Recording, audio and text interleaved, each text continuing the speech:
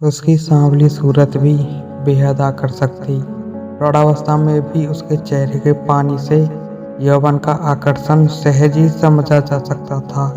सांवले रंग पर गोल पानीदार लुभावना चेहरे के लुभावनेपन का 3 कारण था। होठों पर अक्षय मुस्कुराहट, बड़ी बड़ी काली आंखों की अस्थिरता, कद काठी ऊंची नहीं थी पर शरीर भारी हो गया था। अपनी ही धुन में चलती और नजर मिलने पर 2-4 पावन मुस्कुराहट छिड़क देती।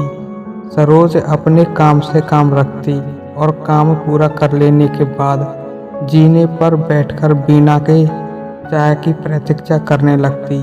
कई बार चाय में विलम्ब होने पर पूछती थी। करीब 25 साल से इस घर में है। पहले सारा काम करती थी, अब केवल झाड़ू पोंछा तक सीमित किया गया है।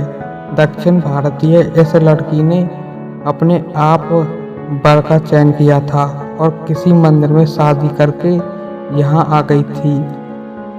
आज मीना मालकिन है, तब तो ये आई भी नहीं थी। तब अम्मा यानी सुभद्रा देवी ही सब कुछ देखती थी।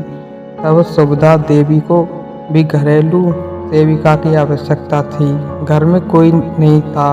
बेटा राजीव विलायत पढ़ता था और पति राघवेंद्र चंद्र को अपने ऑफिस के काम से ही काम था। इतने बड़े घर में सुभद्रा देवी अकेली पड़ी रहती थी और किसी न किसी के आगमन की चाहत लिए रहती थी। सरोज मिली तो उनके सूने दिल को सुकून मिल गया। सरोज का पति गणेशन पढ़ा लिखा था और ड्राइविंग जानता था। सुभद्रा देवी ने अपने अफसर पति राघवेंद्र चंद्र जी को समझाया तो वे भी पहली बार पत्नी की बुद्धि की दाग देने लगे। अनाश्रित सरोज और गणेशन को आश्रय ही नहीं मिला। रोटी की व्यवस्था हो गई और रहने के लिए एक कमरा भी दे दिया गया। भले ही कभी समय की गति कम नहीं हुई, मगर सरोज की जिंदगी में कोई प्रगति नहीं हुई। उसका कोख बंजर पड़ा रहा। संतति चर्चा पर कई बार उसके स्वच्छ काली आंखों में तैरते जलराशि को देखकर सुभद्रा देवी समझाया करती, तो क्या हुआ, देखने मेरा बेटा है, फिर भी कहाँ कोई मेरे साथ रहता है।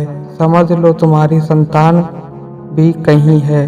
अब अश्रु बेग में उलझी आंखों की पुतलियां बहुत ही धीरे से उठती और गिरती, मगर आवाज तो चटकती अग्नि सी थी। मैं सब जानती अम्मा, आप मुझे हिम्मत देती। मेरे को भी मालूम है कि होने और समझने में कितना डिफरेंस है। हाँ भाई, तू बहुत बुद्धिमान है, तो बताना इतनी बुद्धिमान है फिर भी रोती है, धत पगली। हाँ, मैं बुद्धू, मैं पागल। और अम्मा मुझे भगाना नहीं, मुझे इधर ही रखना।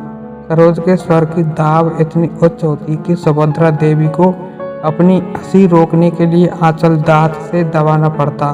सरोज की ऐसी भावात्मक बातें भी तेज आवाज में होती थी, बल्कि यह कहिए कि आवाज और तेज हो जाती। आवाज और शब्द संप्रेषण ऐसे होते कि तब उसका आग्रह भी आदेश लगता।